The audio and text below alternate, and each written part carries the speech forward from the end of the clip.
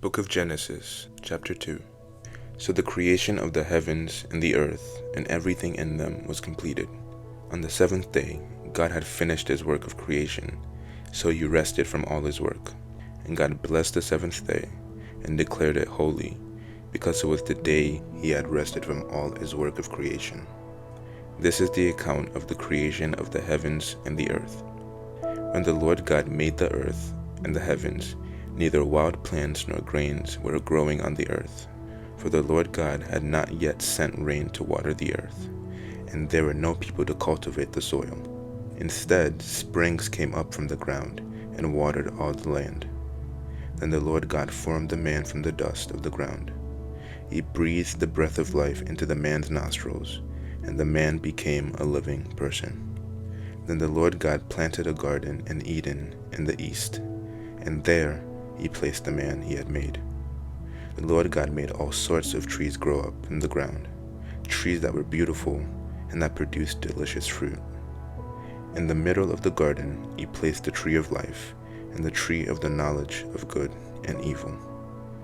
A river flowed from the land of Eden, watering the garden and then dividing into 4 branches.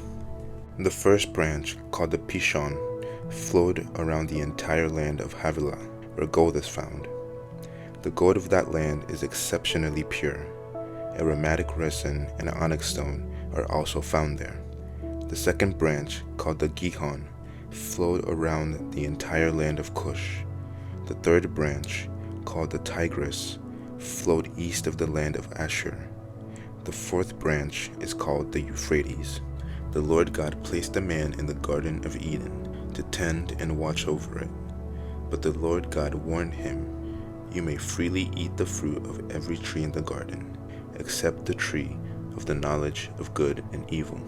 If you eat its fruits, you are sure to die." And the Lord God said, "It is not good for the man to be alone. I will make a helper who is just right for him."